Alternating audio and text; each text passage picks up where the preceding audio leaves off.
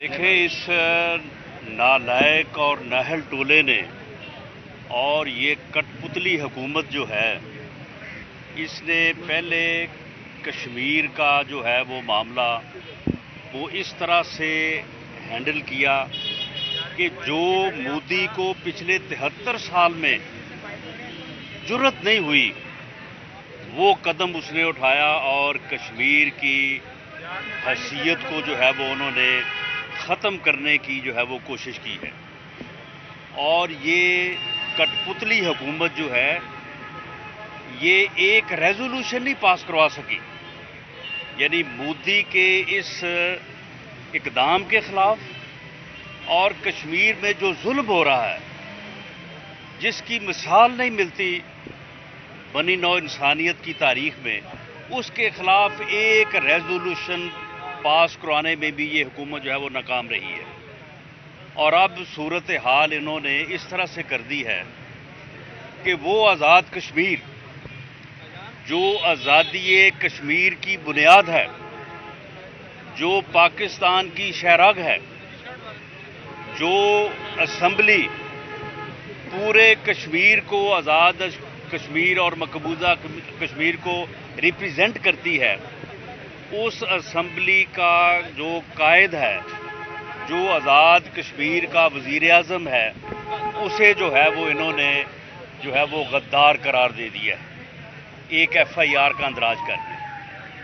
اب یہ بتائیں کہ اب انڈیا جو کل سے انڈیا میں جو تبصرے ہو رہے ہیں، اب ان کو اس کے اوپر کوئی شرم نہیں آ رہی ان کو؟ اب کہاں ہے ان کی جو ہے وہ ملی غیرت جس کا یہ حوالہ دیا کرتے تھے کہ جی وہ انڈیا یہ کہہ رہا ہے، انڈیا وہ کہہ رہا ہے، انڈیا خوش ہو رہا ہے۔ اب انڈیا جو کل کا کہہ رہا ہے اور کشمیر کے لوگوں کو جس طرح کے وہ تانے دے رہا ہے کہ یہ حال ہے تمہارے آزاد کشمیر کا، کہ آزاد کشمیر کا وزیر اعظم جو ہے وہ لاہور اور جو ہے وہ پاکستان کی حکومت کی نظر میں جو ہے وہ غدار ہے۔ دو لیفٹیننٹ جنرل، بلکہ 3، جن کے پاس میڈلز ہیں، جو بڑے ڈیکوریٹڈ جو ہے وہ سولجر رہے ہیں، جنہوں نے خدمت کی ہے پاک فوج کی، ان کو بھی جو ہے وہ غداروں کی لسٹ میں جو ہے وہ شامل کیا ہے۔ اور اب یہ کہتے ہیں کہ جی ہم نے تو یہ مقدمہ درج نہیں کروایا۔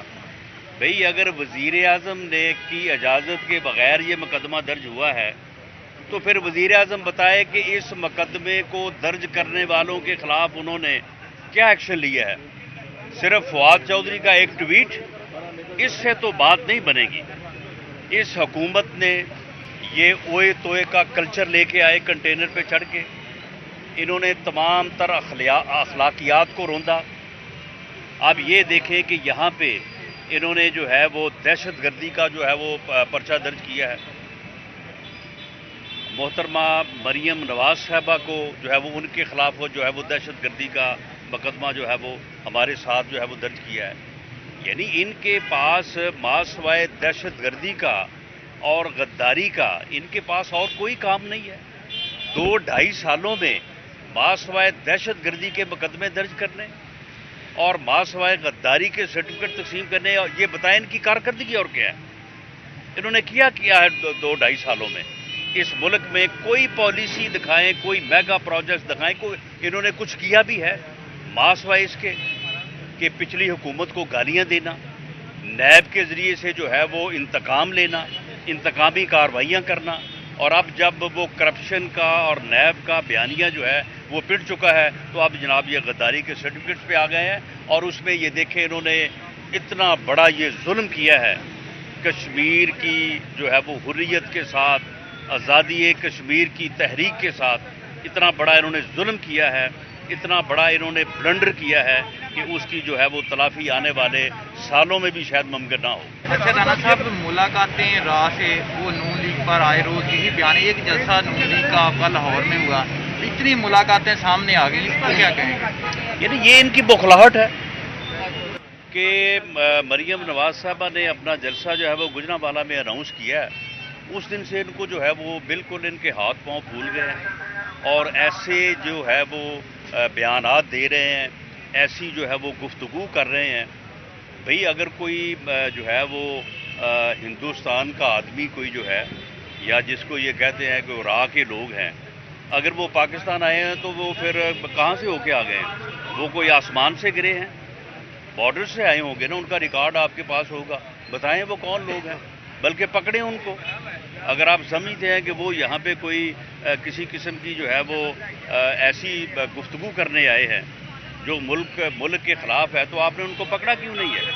آپ نے ان کے خلاف جو ہے وہ ایکشن کیوں نہیں لیا؟ یہ سب ان کا جو ہے یہ اسی طرح کا ان کا پروپیگنڈا ہے، اسی طرح کا ان کا جو ہے وہ یعنی ایک ایسی گفتگو ہے جو جھوٹ پہ مبنی ہے۔